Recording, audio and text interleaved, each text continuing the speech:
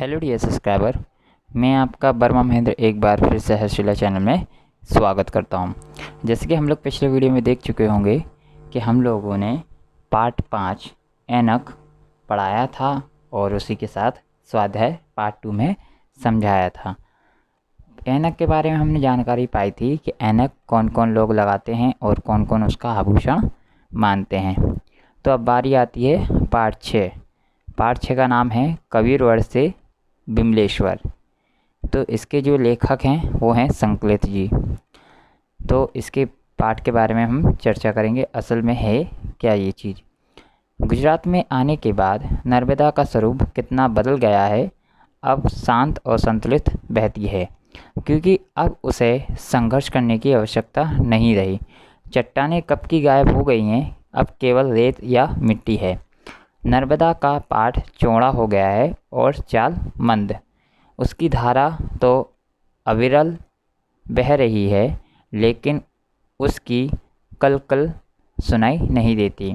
वह इतनी शांत बहती है कि उसकी पदचाप तक सुनाई नहीं देती। नर्मदा बोलने कम और सुनने ज़्यादा लगी है। अब वन विहार नहीं रहा, पहाड़ों से लुका छुपी का खेल नहीं रहा। यहाँ तक कि जिन 5 तत्वों से नर्मदा की देह का निर्माण हुआ है, पानी, चट्टान, प्राप्त, सौर और मोड़, इनमें से एक एक करके अधिकतर छूटते जा रहे हैं। सबसे पहले गया प्रपात, इसके बाद चट्टान, चट्टान के साथ ही सौर भी चला गया। मोड़ भी पहले जैसा नहीं रहे। यही है जीवन। ज्यों-ज्यों जीवन का सूर्यास्त निकट आता है, अधिकांश चीज़ें छूटती जाती हैं और यात्री अंतिम यात्रा के लिए हल्का फुल्का होता जाता है। तो बस हम कहें तो ये नर्मदा नदी के बारे में बताया गया है। जो कि नर्मदा नदी है वो काफ़ी अलग प्रकार से दिखती थी आज से कई वर्षों पहले, पर आज की जनरेशन, आज के समय में नर्मदा का विचार ढाल और सारी चीज़ें उसमें अलग कर दी गई हैं। जैसे कि 5 तत्वों के बारे में बताया गया जिसमें नर्मदा नदी का निर्माण हुआ था।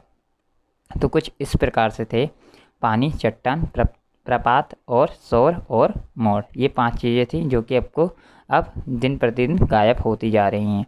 तो अब इसके बारे में आगे पढ़ते हैं।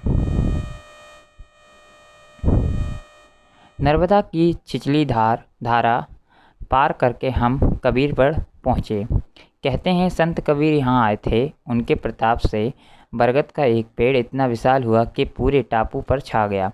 इस विशाल वट वृक्ष की छतनार छाया में हजारों लोग आश्रय ले सकते थे, लेकिन अब वो तो उसका थोड़ा सा अंश ही बचा है। यह भी काफ़ी बड़ा है और किसी भव्य स्मारक सा खड़ा है। और भी कई वृक्ष हैं, हरे भरे खेत हैं, पशु पक्षी हैं, मंदिर हैं। यहाँ आकर बड़ा अच्छा लगता है। बड़ा एकांत है। यहाँ टापू में रात्रि निवास का यह प्रथम अवसर है। अभी कृष्ण पक्ष चल रहा है। मैंने देखा कि कृष्ण पक्ष में चांदनी करीब करीब उतनी ही होती है जितनी शुक्ल पक्ष में, मगर यह एक उजियारा पाक कहलाता है, दूसरा अंधियारा पाक। एक में पहले चांदनी फिर अंधेरा, दूसरे में पहला अंधेरा फिर चांदनी। चांदनी की जगह पर अदल बदल हो जाती है, मगर कुल मिलाकर चांदनी प्रायः उतनी ही होती है। अंधियारा पाक व्यर्थ ही बदनाम है। सवेरे नर्मदा की धार पार करके वापस तट पर आ गए, फिर नदी के संग संग आगे बढ़े। जगह जगह किसान बिजली की सहायता से नदी से पानी ले रहे थे और खेतों की सिंचाई कर रहे थे। कपास और गन्ने के अलावा केले के बड़े बड़े खेत हैं। कदली वन में से हमारी पगडंडी जाती है तो बड़ा सुखद लगता है। कहने का मतलब ये है कि जो नर्मदा है पहली जैसी अब धारा बहती नहीं है और इसकी आवाज़ कुछ ज़्यादा ही सुनाई देती है। तो बस यही बात बताई गई है कि नर्मदा की अभी जैसी है अब वैसी नहीं रही है। और अभी नर्मदा नदी के पानी से खेतों की सिंचाई की जाती है। कपास और गन्ने के अलावा केले के बड़े बड़े खेत हैं जो कि कदली वन से हमारी पगडंडी जाती है तो ये बड़ा सुखद लगता है, ये बताना चाहता है कवि लेखक। आगे एक गांव बड़ा मड़ी, यहाँ एक युवा सन्यासी ने हमारा हार्दिक स्वागत किया। उसने रुकने के लिए बहुत आग्रह किया, पर हमें जल्दी थी। अगर आप रुक नहीं सकते तो कम से कम भोजन करके जाइए। उसके नेह को हम टाल ना सके। पता नहीं कैसे सांपों की बात चल पड़ी तो उसने अपना एक संस्मरण सुनाया। बचपन में एक बार मुझे सांप ने काटा। पहले तो मैं बेहद डर गया, पर बाद में जनेऊ उतारा और डंक से थोड़ा ऊपर कसकर बांध दिया। फिर चीरा लगाया तो खून बहने लगा। माँ बहुत घबरा गई। झाड़ फूक वाले ओझा को बुलाया। उसने आकर कहा कि पहले जनेऊ खोलो, तब मेरा मंत्र काम करेगा। मैंने कहा कि मैं मर जाऊंगा, पर इसे नहीं खोलूंगा। अब किसी ने कहा कि इसे खूब घी पिलाओ तो जहर निकल जाएगा। मुझे एक सेर घी पिलाया गया। मैंने कहा अब मुझे सोने दो। लोगों ने बहुत देरा मना किया, पर मैं नहीं माना। सुबह उठा तो एकदम ठीक। माँ से कहा, माँ मुझे रोज़ सांप काटते तो कितना अच्छा हो। माँ ने घबराकर कहा, क्यों? मैंने कहा, पीने को रोज़ एक सेर घी जो मिलेगा।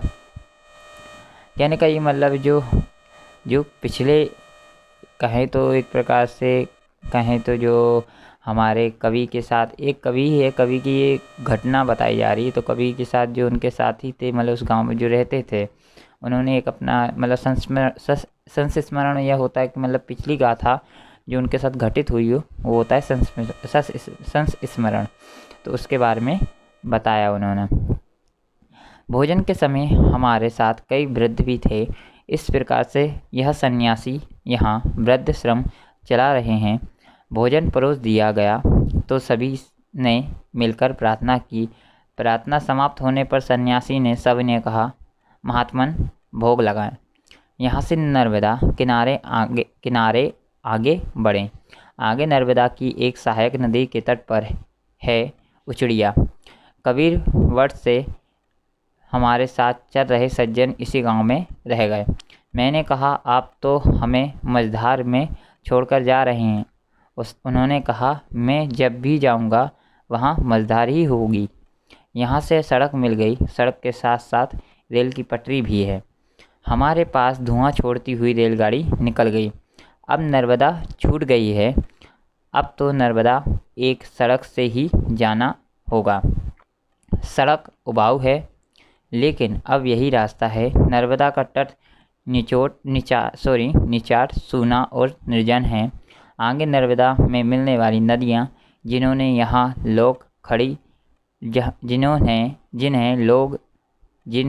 यहाँ लोग खाड़ी कहते हैं, कीच कादे से इतनी भरी होंगी कि इन्हें पार करना बहुत मुश्किल होगा।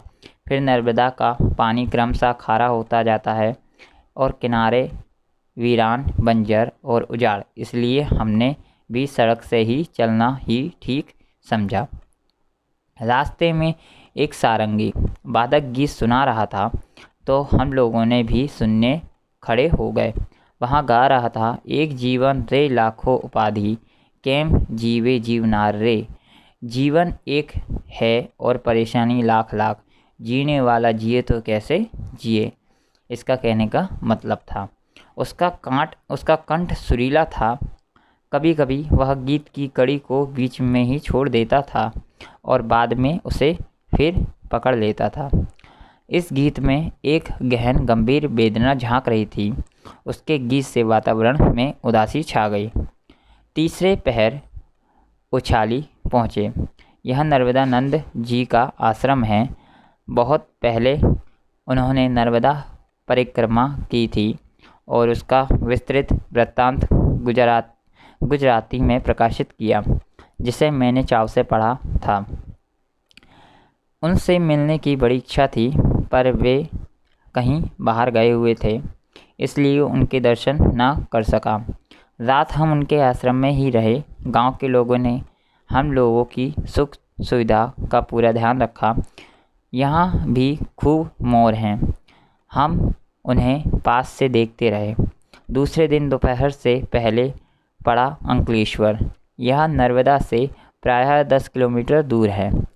इसके आसपास प्राकृतिक गैस व तेल के कुएं हैं, इसलिए यहाँ एक बड़ा औद्योगिक नगर हो गया है। यहाँ के तेल के कुओं की लपेट रात के आकाश की रक्त रंजित करती जान पड़ती है। रात सजोद में रहे, सुबह चल दिए। दोपहर में हासोट पहुँचे। अनिल अब और आगे नहीं चल पा रहा था। वह रास्ते में बार बार रुकता, लंगड़ाता हासोट तक आ गया था। अब आगे चलने उसके बस की बात नहीं थी। चप्पल उसे काट रही थी, इसलिए अंकलेश्वर में उसने कैनवास के जूते खरीदे थे। अब वे बुरी तरह से काट रहे थे। लाचार होकर अनिल और मलय ने यहाँ से बस पकड़ी। मैं और श्यामलाल पैदल चले। डामर की सड़क से भपका निकल रहा है और श्यामलाल नंगे पांव है। हम दोनों खूब तेज चल रहे हैं, कैसे कहें आग बुझाने जा रहे हो। सीधी सपाट सड़क अंतहीन सी लग रही है। दोनों ओर विलायती बबूल की झाड़ियां हैं। इसके कांटे बड़े खतरनाक होते हैं। थकान से चूर पर खुशी से भरपूर हम तीसरे पहर कतपौर पहुँचे। कतपौर नर्मदा तट का आखिरी गांव नहीं है। आखिरी गांव बिमलेश्वर है, लेकिन समुद्र पार करने के लिए नाव यहाँ से छूटती है, इसलिए परकंपावासियों का जमघाट यहाँ लगा रहता है।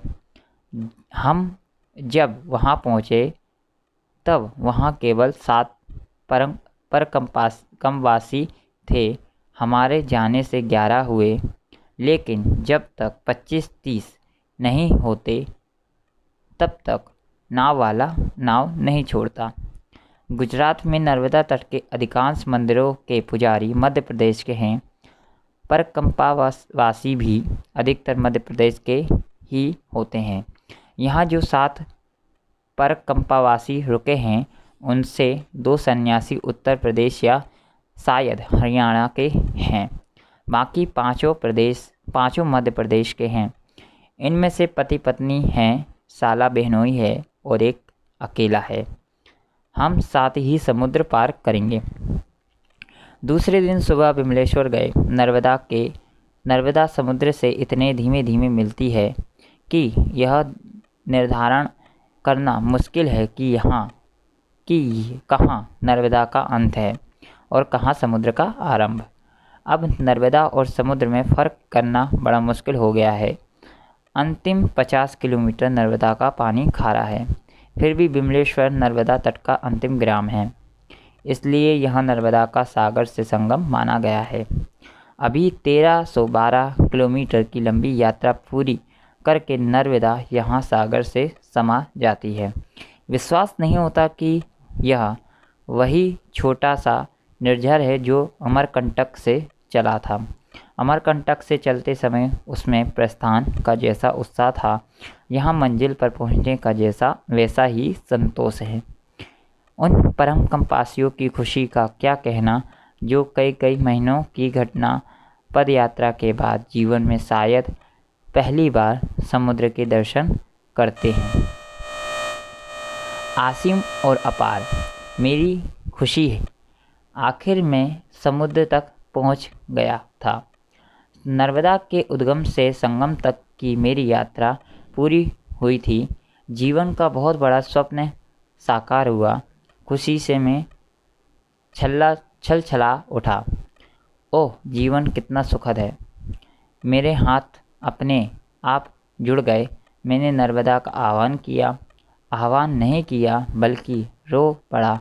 प्रसन्नता के सहज स्वच्छ आंसू मेरे गालों पर ठुलक रहे थे। काफ़ी देर तक चुपचाप बैठा मैं। मन ही मन नर्मदा का यशोगान करता रहा। माँ नर्मदा, अपने शाश्वत सौंदर्य से तुम नित नूतन हो, चिर नवीन हो, तुम जानी पहचानी हो, फिर भी अद्भुत हो।